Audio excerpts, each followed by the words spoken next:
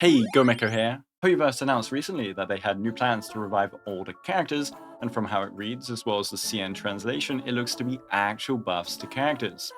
But from the sounds of it, it won't be like having to pull Sunday to revive Jing Yuan, because that already happened. I really hope this new system isn't gacha based, or at least is much cheaper for players. Older units getting buffed is really good for this game's longevity and fun overall, so let's hope they don't mess it up. And today I'll be doing a video on the standard 5 stars. Sure, they don't pull in revenue like limited units, but I really hope that they get something too. Really though, this video is just a first test to see if you guys like this topic, and then I'll have a better video on what to do for the limited 5 stars who will definitely get something. But yeah, let me know, would you prefer me to go all out on kit reworks that I don't think will happen but sound cool, or stick to more realistic changes? Anyway, long intro done, let's begin. So we'll be going through the 7 standard 5 stars, and since I have no idea what will happen, I'll just be going through what I expect from the unit and how we can buff and tweak their kit to achieve that power fantasy. Traces or ability changes and multiply increases, or buff and debuff increases. A part of me hopes they introduce new mechanics like Super Break into older units too, but we'll have to wait and see. First off, Himeko, a Fire Erudition unit. Big, fiery attacks, AoE. She wants to break to follow up, she ideally has a big ultimate nuke, and she has some weird, pretty negligible interactions with burn. So let's fix all that. She's currently pretty good, especially for a standard 5 star. While she doesn't need a buff, getting fixes to wonky kit designs would be neat. First off, I think her ultimate should get a buff in multiply, like, come on, the effect is so cool and should be destructive, and the second part of the ult literally wants us to kill with the ult for additional energy. If you want to push that burn synergy, why not give a multiply increase conditional to the enemy being burned? And something a lot of people are probably waiting for is a fix to that talent. It does introduce skill expression knowing when and who to break in order to maximize her pizza slicing rampage, but I think most players just want to be able to use her effectively without all that. So I'd let her go up to 5 charges, with 3 still being required to activate the follow-up. We can't save 2 follow-ups in a row, but we at least won't waste as many charges. And for passives, make that burn 100% base chance at least, and make it actually do meaningful damage. But if we wanted to push her being a crit unit that synergizes with Break, it could be its own Burn Break variant. This new Burn Break would naturally stack on top of her usual Break burns too. Finally, her A4 is 20% damage buff to skill only, and is conditional. Clara is from 1.0 as well, and has a better damage buff on a better ability and without a condition. So how about we meet in the middle and apply a 20% damage buff to any ability that deals damage to an enemy with burn. Now Welt, HSR's biggest aura farmer, is up next. He's a weird mishmash of multiple kit identities which hasn't treated him kindly. But we'll treat him kindly, won't we, Hoyo? Let's first buff that stupid base chance of a slow and put it up to 100% like the rest of his abilities. Yes, it means E4 isn't doing much anymore, but that means you can give him a proper E4 now. He needs to do more damage these days, but his skill multiply is pretty good in single target thanks to his talent. So maybe we're better off investing into stronger ultimates that let single target scenarios happen more often. I'd buff the talent a little, but then increase the ult's power by a bunch more. Welt then has some damage amp in his first Ascension passive. Let's make that stronger, it's 2025. It could go to at least 20%. And A6 is a selfish, weak, conditional buff just like Himeko's, but we're a Nihility unit. How about we just let the whole team gain that 20% damage buff to enemies inflicted with Weakness Break? It gives him a bit more of a niche as a damage amper. I'd honestly also give him some way of getting crit based on effect hit rate somewhere. He has to get so many stats to work properly. If not, putting crit in his trace bonuses instead of effect res would help with that, as well as an overall base chance increase. If we, for example, went up to 110% base chance on all abilities, this would drop his EHR needs from 43 or 67% to 30 or 52%. His other problem is the fact that most important enemies cannot be crowd controlled by him. I think making him be able to do that would be a bit too crazy, even though I love the guy. But let me know what you guys would do to fix his problem here. Yanqing now, and his problems are evident. He loses his buffs in a lot of scenarios, and he has weak and non-guaranteed follow-ups. I would honestly also buff his skill and ultimate multipliers, but we could ignore this for now and fix actual gameplay problems. Instead of having a 60% chance follow-up in Soulsteel Sync, which is supposed to be a cool buff, how about we just make it 100%? And outside of Soulsteel, if that ever happens, then 60% makes more sense. I'd also buff his follow-up multiplier to at least 100%. So fixing the follow-ups is one thing, but how do we fix his whole not taking damage thing? I think removing it straight up makes him kind of basic. Then again, no other high self buffer has restrictions this bad. Dodging would be a cool mechanic to implement since he is supposed to be a swift swordsman, but adding all of that for just him is probably not happening. You could add a condition that lets him use healers. I mean, if they aren't releasing preservation, we might as well. If he starts his turn at under 50% HP, he loses the Soul Steal Sync buff. But if not, we could just remove the damage taking condition altogether. And if so, I would just make it an SP thing then. If he cannot use his skill, he has to use his basic, and thus the buff falls off. Just make him have to skill every turn if he wants to upkeep the Soul Steal Sync, don't also add a damage restriction on top. If I were to further modify him, I'd replace his useless A4 with something cooler. He has energy struggles, so it could be that, or it could be extra ice damage percent. And A6 is a nice speed increase, but if I were to make him a little more modern, I'd change this to advancing by 25% after an ultimate. He's supposed to be this fast attacking swordsman with tons of flying blades, right? You'd still have to upkeep his sync passive, you'd have to have a low amount of crit rate to not overcap, and his damage isn't beating our newest units, of course. But he'd be much better, and way less annoying to use. And post-buff, if he still needs a shielder, well, let's look into Gepard. Gepard is all about taking hits for the team and then shielding everyone up.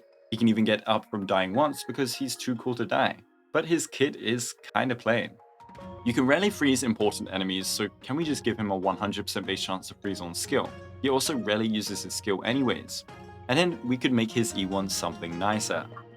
For his shield, it looks like he slams down this giant ice shield in front of the whole team, but then the team gets separate shield effects all over, so why not give him a new niche? Instead, we could combine the shield health pool all in one and base it on Gepard's turns. If a weaker ally takes a hit, it goes down more since their def and damage reduction stats are naturally lower.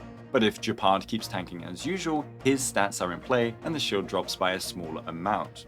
This would let him work with super fast or high advanced allies, unlike March 7th or basic spam Aventurine. And since he can't refresh shields outside of his ultimate, unlike Aventurine, it still means you need to keep getting his ult if you want to be immortal. He wouldn't take that away from the gambler. Regardless of the ult, I think his talent needs a change or a buff. Dying on Gepard specifically when he's so tanky when properly built is kinda hard to do. If he gets hit a lot, he could just shield back up from all the energy gains. So if you wanted to keep the whole get back up thing, I'd also let him sacrifice some of his HP to revive an ally that falls, whilst still letting him revive himself if he ever falls afterward. And finally, that A6 needs to disappear. If we're going to give him stat scaling, give him effect res or effect hit rate scaling off of his defense. Why did we give him attack scaling? Effect res would work nicely with the whole tanking everything for your team concept. If he's going to take every hit, at least let him withstand the horrible debuffs too. If it were effect hit rate, it'd at least work into his skill freeze chance, but this is less useful. Now for Clara, who is in a bit of a weird position since we have a second counter physical destruction unit in the game. But I guess buffing her all around is a nice way to counter the power creep. I'd first buff the talent counter multiplier by a little, whilst also adding that extra buff to the ultimate's multiplier increase. She should be putting out more damage. Come on Svarog, you got way stronger in MOC, so help us out here. Other than that though, I think her core abilities are fine. Let me know what you guys think. As for her passives, those can definitely be fixed. Her A2 is based on removing debuffs from herself, and then the A4 is about resisting CC debuffs. So whilst they're not the same, why can't we just mash them together into one passive? When attacked, this unit has a 35% fixed chance to resist a debuff. If this fails, this unit has a 35% fixed chance to dispel this debuff. This would buff her resistance capabilities versus non-crowd control effect. And A4 is now open to our creative freedom. It is called under protection, so why not work with that? If any ally other than Clara is hit, Svarog has a 100% fixed chance to trigger a counter on the attacker. This effect can only trigger once per turn, and the trigger count resets at the start of Clara's turn. So that's all I have for Clara, but if we were to go a whole new route to give her a niche over Yun Li, then instead of giving her more damage, I'd give her pseudo-sustain capabilities. A lot of people liked running her in that slot back in the day, so giving them that power fantasy could be interesting. For now, onto Bailu. Bailu heals a bunch and she has defensive buffs for the team, but despite being a 5-star, Natasha got a cleanse whilst she didn't. That is going to be most people's first priority on a Bailu rework, but where do we put it? I think giving her a team-wide cleanse on ultimate is totally okay, just like Lynx has. You'd save ultimate for that big burst of enemy damage that also applies debuffs. But another way of doing so could be in her Invigoration buff. For example, when Invigoration is applied to an ally, or Invigoration is extended by an ally, this ally can resist one debuff application. This would let her ult for just healing, whilst no longer neglecting future cleanse utility. A way of adding this could be in the ultimate text, but we could also add it as a brand new Ascension 6 passive. A4 and A6 are both about Invigoration doing new things, so let's just combine them into one. Either way, cleanse is in wherever you want in her kit. Other than that though, her kit does what it needs to, but I guess we can buff a little more.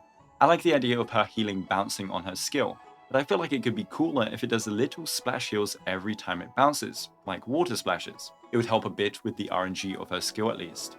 A2 could also see an increase in power to give her a little niche with HP scalers. We can at least double it, and it still won't be half of a main stat.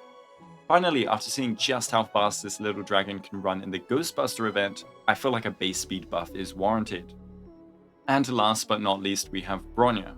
Despite Sunday and Sparkle and RMC being characters, she still has her uses, and in fact Sunday kept her somewhat relevant. So what do we really change here? I think buff increases and some tweaks to the kit are really all we need. Her skill is fine, 66 damage is big. Giving it 2 turns duration might be too much considering that's her E6, but if they want to go for it, it means her E6 makes her a bit closer to Sunday. But her ultimate could do with a little buff. He'll give 66% damage, ult gives 55% attack, so let's be cool and give her crit damage scaling a buff. Her ult should do 22% of her own crit damage plus 22%, because we love multiples of 11, just don't worry about her level 12 ultimate. Her talent is really neat, and changing that would change a lot of her cool tuning niches and ruin her identity a bit, so I think we keep this.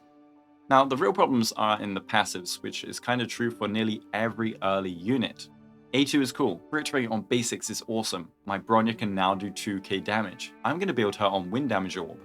Let's not do that. The passive is called command, let's make her actually do something commanding. When she uses a basic attack on an enemy, damage received by that enemy is increased by 10%. This does nothing for her skill spam teams, but at least gives her damage amping power when she has to use basics. A4 is a 2-turn def percent buff once per battle. This of course needs to go into the bin. If we wanted to keep the defense, we could make it permanent instead, but if we want to give her a new passive, we could instead let her give something like 10 energy at the start of the battle. And A6 is weak, but can be kept when comparing itself to whatever the A2 and A4 are supposed to be. But yeah, I hope you liked these buff ideas for the standard 5 stars. Let me know again what you guys would do to buff them, and let me know what you think of the buff system in general. What do you think they're going to do with it? Anyway, like and sub if you enjoyed this. Thanks to my amazing YouTube members, thank you guys for watching, and have a good day.